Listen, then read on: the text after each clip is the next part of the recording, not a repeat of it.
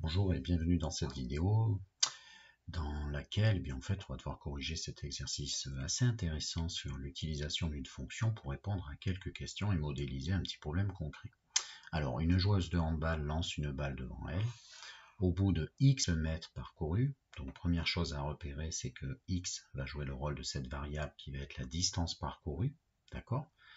La hauteur de la balle exprimée en mètres avant qu'elle ne touche le sol est donnée par cette expression, d'accord? Et ça, la hauteur de la balle, bien, tu vois la fonction h comme hauteur, et la hauteur de la balle en fonction de x, c'est-à-dire la hauteur de la balle en fonction de la distance parcourue, vaut, et là tu as l'expression calculatoire qui modélise justement ce petit problème. Alors, première question, quelle est la hauteur de la balle après 20 mètres parcourus? Si tu as bien compris ce que je viens de dire, après 20 mètres parcourus, ça veut dire que ta variable, elle va valoir 20 mètres. Et ta variable, mètres parcourus, c'est x. Et donc, il suffit en fait de calculer l'image de 20 par cette fonction qui va t'en donner la hauteur à 20 mètres. Donc, h de 20. Donc, je prends mon petit crayon. Et la première chose à faire, tu vois, je vais mettre h, je vais rien mettre ici, c'est h de x, égale partout où il y a de la variable, si tu ne veux pas faire d'erreur d'opération, eh bien moi je vais mettre, si tu as un peu de mal, je vais mettre des parenthèses. Et seulement après, j'y mettrai la valeur particulière de la variable que l'on veut. Donc j'ai vu x au carré, donc je mets parenthèse au carré, plus 0,9. Bon, tout ça, bien sûr, chacun gère à sa façon. Comme il y a 0,9 fois x, et bien 0,9 fois toute valeur de x qui pourrait prendre sa place, plus 2. Voilà. Alors ensuite, eh bien, je vais remplacer, et donc je vais mettre 20 ici, donc h de 20 vaut, eh bien je remplace 20 partout dans la variable. Et je vais appliquer les calculs adaptés à cette expression. Alors on y va, si on regarde bien. Là j'ai 20 au carré, donc 20 au carré. Ensuite il y a un fois ici qui est prioritaire, donc tout ça, ça va faire 20 au carré, 400, 4 fois 100, 400. 4 fois 100, tu sais quoi, là il y a un fois, donc je vais faire fois 100 ici pour le faire mentalement. Si on fait 100 fois ça, ça décale la virgule de 2 crans et ça fait 5. Donc 4 fois 100 fois ça, ça fait 4 fois 5, 20. Ceci va faire 20, mais comme il y a un petit moins devant, moins 20. Sinon, tu mets tout ça dans la calculatrice. Si tu as peur de te tromper, moins 20.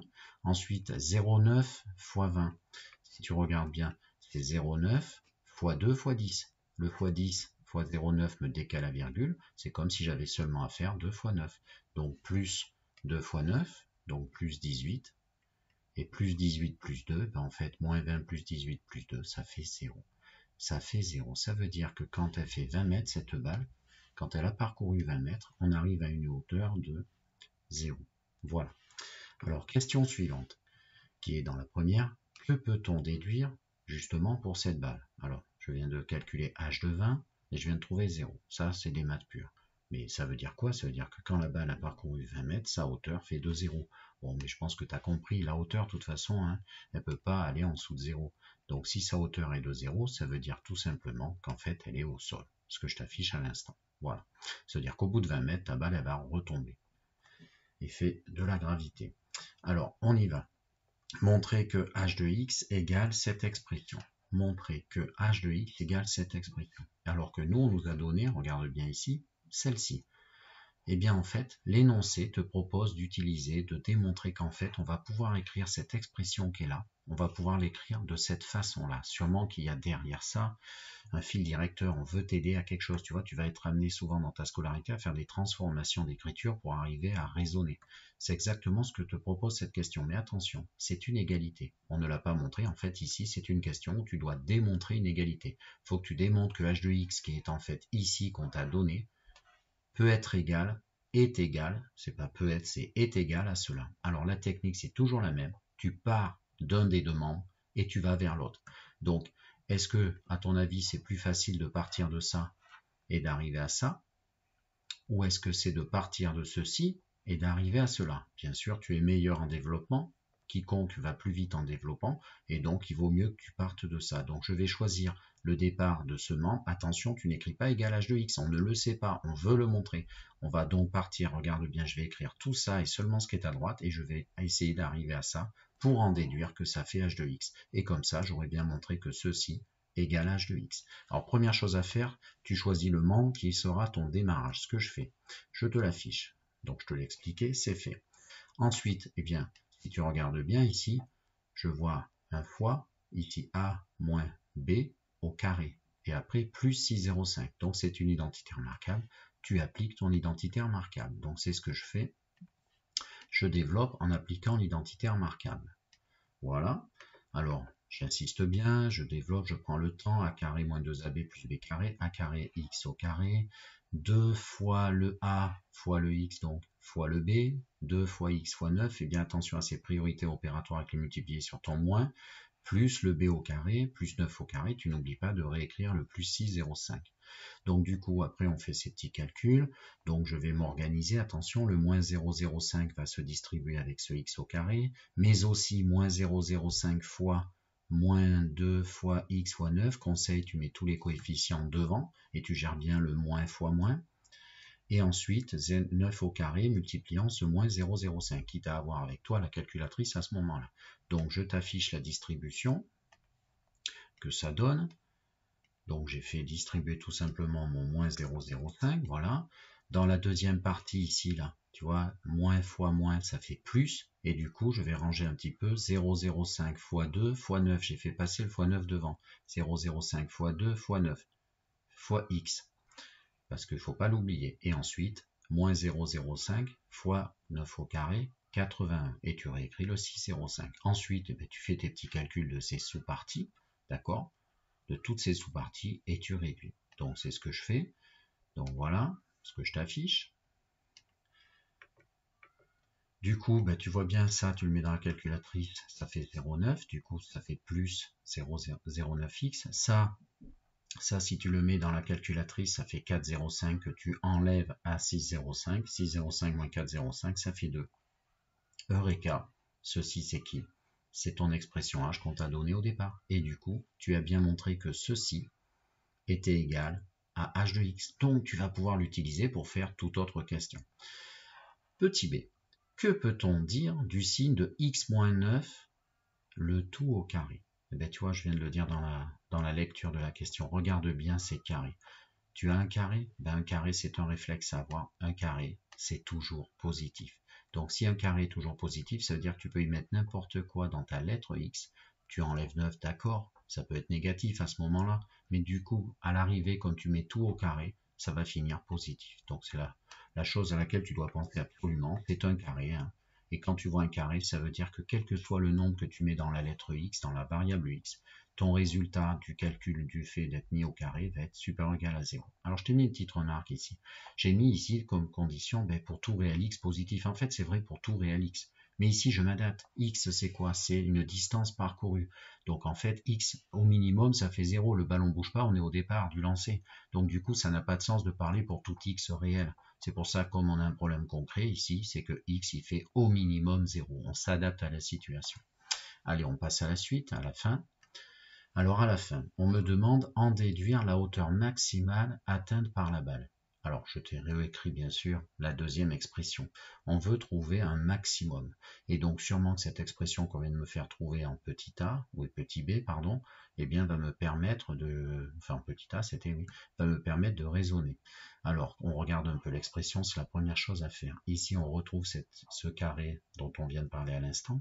Et il subit un fois moins 0,05, donc ça on a dit que c'était toujours positif, d'accord? Et on fait fois moins 0,05, et ensuite dans le calcul de la hauteur, il faut ajouter 6,05. Alors la première chose à faire, je vais réécrire ce qu'on vient de déduire à l'instant. Quel que soit le nombre x que l'on a pris, positif, et bien x moins 9 au carré est supérieur ou égal à 0. Et ensuite, tu vas voir, je vais faire ce qu'on appelle des règles d'ordre. Moi, j'ai un moins 0,05 multiplicateur ici. Tu sais quoi, on va multiplier par moins 0,05. Alors ça, c'est l'élève scolaire.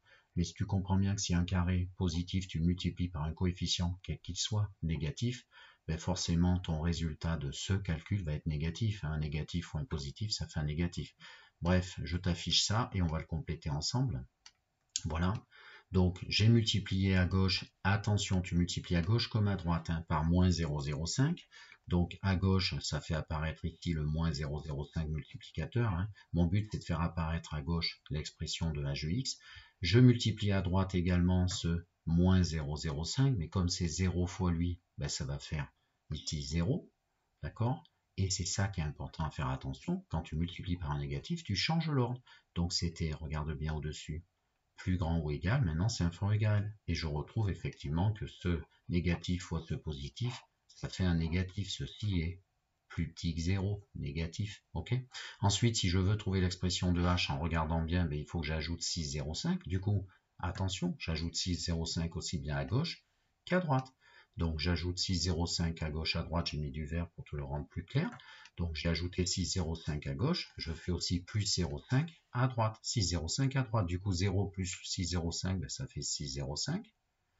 Et quand j'ajoute la même chose ou que j'enlève la même chose dans les deux membres d'une inégalité, je maintiens l'ordre. Voilà. Et donc, conclusion, eh bien, regarde ton expression h, elle est là. Ton expression h, en français, la hauteur de ta balle, elle est toujours plus petite ou égale à 6,05. J'ai l'impression qu'il y a une notion de maximum. Et donc, ça conclut, si tu veux, cette partie. Reste bien, je vais te montrer quelque chose avec la calculatrice. Donc, je t'affiche la fin.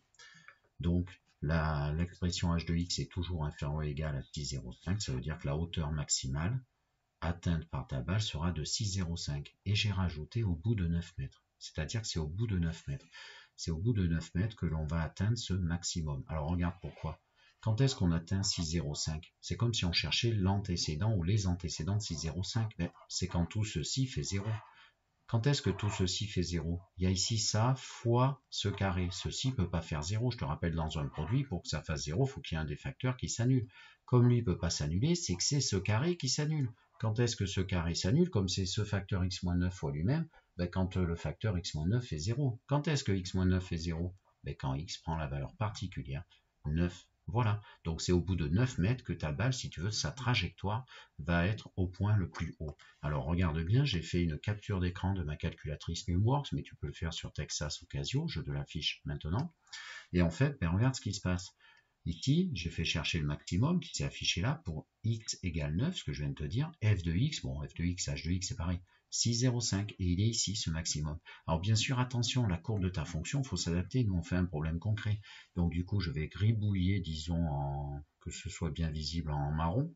Je vais gribouiller ce qui n'a pas de sens sur cette figure. Regarde, c'est ça. Ça n'a pas de sens parce qu'ici, la variable est dans la partie des négatifs.